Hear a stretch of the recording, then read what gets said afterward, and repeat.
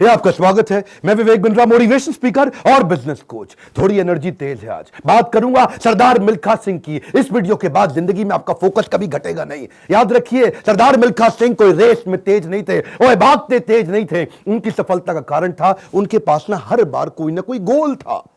पहली बार सरदार मिल्खा सिंह क्यों जीते? इसलिए नहीं जीते कि भागते तेज थे, इसलिए जीते क्योंकि उनको दूध का गिलास चाहिए था। कोच बोला उनको, ओए फटीग माफ हो जाएगा और एक्स्ट्रा डाइट के लिए बड़ा गिलास दूध का मिलेगा। रेस में भाग नहीं पा रहे थे, पेट में दर्द हो गया, नीचे गिर गए। दोस्त बोला, ओए भागो और दूध मिलेगा। और दूध दूध दूध दूध दूध दूध दूध दूध दूध दिमाग में ना एक क्लियर फोकस आ गया था। ये फोकस बड़ी कमाल की चीज है जी। फटीग छोड़ तरने दूध मिलेगा, दूध। जिधर आपका फोकस है आप वही बन जाते हैं। जहां आप फोकस करते हैं, जैसा focus is your life. Bill Gates बोलते थे, मेरी सफलता का कारण क्या है? मैंने बड़ी कम चीजों पे फोकस किया। और उसके बाद दूसरी बार रेस इसलिए नहीं जीते कि भागने में तेज थे, इसलिए जीते क्योंकि उनको इंडिया की जैकेट पहननी थी। फितूर सवार हो गया दिमाग में, इंडिया की जैकेट पहनूंगा। और जी मैं इंडिया की जैकेट पहनूंगा। चैंपियन मिल्खा सिंह हाजिर हो। थप्पड़ खाया इस चक्कर में, बेइज्जती सही इस चक्कर में। बाद में कई लोगों ने उनको पीटा भी, घपाव में घाव हो गए। सबने मना किया, रेस में मत भाग, लेकिन इंडिया की जैकेट, इंडिया की जैकेट। दिमाग में फितूर सवार हो गया, इंडिया की जैकेट चाहिए। त्रासदी ये नहीं कि आप गोल अचीव नहीं कर पाए, आपसे बात कर रहा हूं। आपकी जिंदगी की त्रासदी ये नहीं है कि आप गोल नहीं अचीव कर पाए। आपकी जिंदगी की त्रासदी तो ये है कि आप कभी गोल ही नहीं बना पाए। सरदार मिल्खा सिंह हर बार जीते थे क्योंकि दिमाग में गोल क्लियर हो गया था। तीसरी बार फिर रेस कब जीते वो जानते हैं? पाकिस्तान में हरा करके आए थे रेस वो। वो क्यों जीते जानते हैं? 45.9 का गोल उनके कोच ने उनको लिख के दे दिया था। उसके बाद ऑस्ट्रेलिया में क्योंकि बेइज्जती करा के आए थे, वहां हार गए थे वो रेस में। उस हार के बाद 45.9 दिमाग में छाप लिया। कोच ने कागज पे लिख के दे दिया एयर इंडिया के 45.9।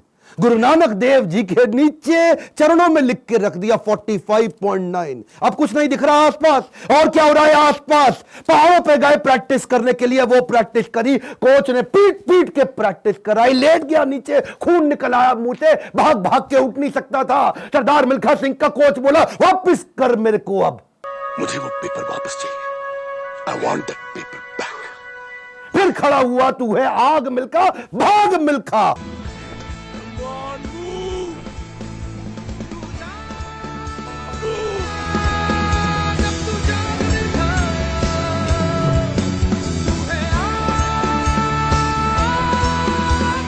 मेरा आपसे क्वेश्चन है, आपका 45.9 क्या है? इस वीडियो को ऐसे नहीं सुनना, लिखो, अभी लिखो। ये आपसे बोल रहा हूं, आपसे। फायदा नहीं, क्यों टाइम वेस्ट कर रहे हो अपना? अगर अपना 45.9 डिसाइड नहीं किया, मेरा अपना डिसाइड हो चुका है, मैं कर चुका हूं। आपसे पूछ रहा हूं, कैसे अरुणिमा सिन्हा माउंट एवरेस्ट पार कर गई? 8848 की हाइट उसको पार करनी थी। इसका 45.9 सेकंड क्लियर था। आपका गोल क्या है? हर बार वो रेस ऐसे ही जीता। पाकिस्तान में भी जब रेस हरा के आया ना, तो उसके मन में लक्ष्य था कि मेरे नाम पे एक दिन देश में छुट्टी होनी चाहिए। अपनी गर्लफ्रेंड को प्रॉमिस किया था उसने। तू देखना बीरो, एक दिन तेरे मिल्खा के नाम पे भी छुट्टी होगी। वो गोल क्लियर हो गया ना दिमाग में, है जी। पाकिस्तान में जाकर के हरा करके, और ऐसा हराया, फ्लाइंग सिख का नाम पड़ा उसका। अब मिल्खा सिंह का दूसरा लेसन पकड़ते हैं, आइडेंटिफिकेशन ऑफ डिस्ट्रैक्शन। ऑस्ट्रेलिया में प्री क्वालिफाइंग रेस में हार गया था। जानते हैं क्यों? क्योंकि ऑस्ट्रेलिया पहली बार गया था, गोरी गोरी मेमे देखी थी, डिस्ट्रैक्शन हो गया। उसको शाम को पार्टी में ले गए और वहां पे गाना गाने लगे, वुलमुल वुलमुल वॉन्डर, वुलमुल वुलमुल ओए।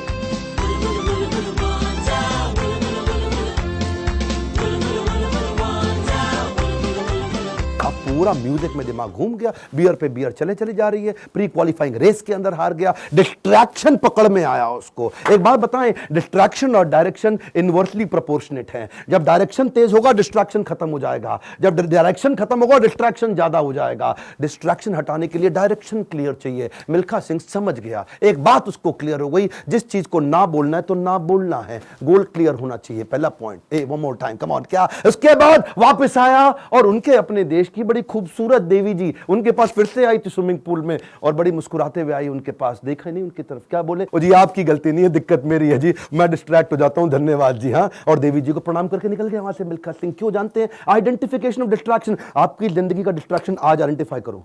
इस वीडियो को देख के टाइम वेस्ट नहीं करना, लिखना है। लिखिए, कम ऑन, आपसे बोल रहा हूं, आज लिख लो डिस्ट्रैक्शन क्या है। आज बड़ा डिसीजन लेना है आपको। अपने नो सोशल मीडिया रिचुअल्स बना लो। सोशल मीडिया कितना यूज करना है वो आप पहले ही डिसाइड कर लो। एक ट्वीट, एक ईमेल, एक नोटिफिकेशन, एक शेयर चैट, एक टिकटॉक का गाना, ऐसा ऐसा करके। पिछली बारी बताया था ना आपको नेपाल वाले वीडियो में, तेरी प्यारी प्यारी अखियां,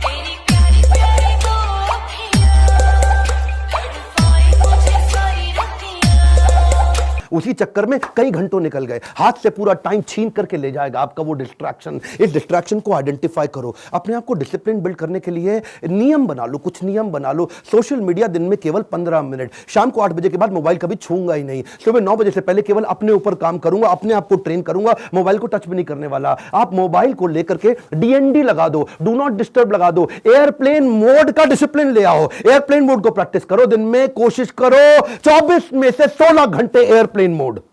अगर इस प्रकार की प्रैक्टिस बिल्ड कर ली, आ जाएगा कम समाधि का फोकस। आज मिल्खा सिंह ने यही किया, डिस्ट्रैक्शन आइडेंटिफाई किए, किसी को डिस्ट्रैक्ट नहीं करने दिया। फाइनल रेस से पहले पाकिस्तान में सामने वाले का कोच बोला, मिल्खा सिंह तुम्हारी आखिरी रेस साबित हो सकती है।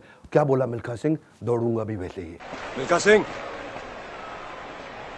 ये आपकी जिंदगी की आखिरी रेस साबित हो सकती है।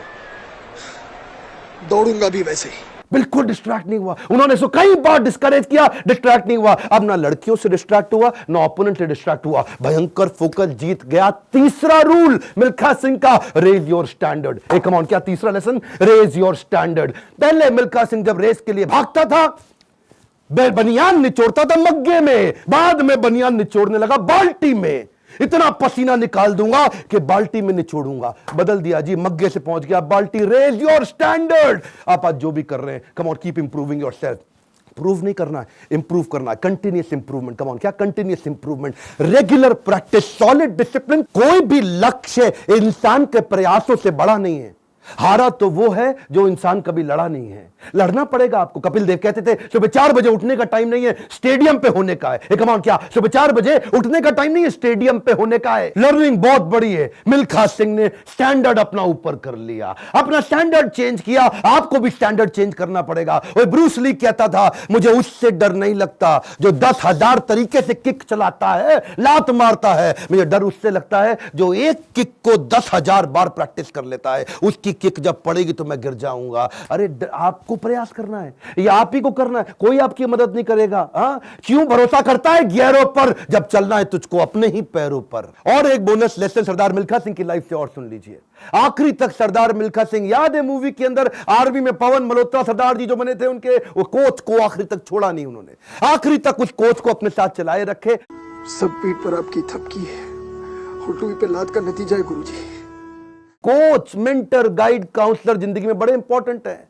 हमेशा बोलते रहे सरदार मिल्खा सिंह, और मैं 80 में 77 रेसें जीत गया, लेकिन सारा क्रेडिट दूंगा अपने कोच को और इंडियन आर्मी को जिसने मेरे को बंदा बनाया है। बड़ा इंपॉर्टेंट है जी लाइफ के अंदर कौन सा कोच और कौन सा काउंसलर जो आपको सिखाता है, जिससे आप सीखते हैं। ऐसे ही कई कोच काउंसलर मैं लेके आया हूं अपने एवरीथिंग अबाउट एंटरप्रेन्योरशिप प्रोग्राम में। इसके बारे में खोल के बोलूंगा। क्यों? दुनिया का सबसे अफोर्डेबल प्रोग्राम, इससे कम पैसों में इससे पावरफुल प्रोग्राम कभी दुनिया में हो नहीं सकता। आपको पैसों की जरूरत पड़ती है अपने बिजनेस के अंदर, HDFC के केकी मिस्त्री वाइस चेयरमैन हमारे साथ आ गए हैं आपको सिखाने के लिए। आपको लोन चाहिए अपने बिजनेस के अंदर, निर्मल जैन। कौन है निर्मल जैन? IIFL के चेयरमैन, इंडिया इन्फोलाइन के। वो आकर के आपको हमारे साथ में सिखाएंगे कि मार्केट से पैसा कैसे लेके आया जाए। आशीष चौहान, बॉम्बे स्टॉक एक्सचेंज के vice chairman, CEO, managing director, वो आकर के आपको हमारे साथ सिखाएंगे कि बॉम्बे स्टॉक एक्सचेंज में कंपनी को लिस्ट करने के स्टेप्स क्या हैं। बॉम्बे स्टॉक एक्सचेंज में कंपनी का नाम लेके जाना आपकी बहुत मुश्किल काम नहीं है। आज अगर आपकी बहुत छोटी कंपनी है,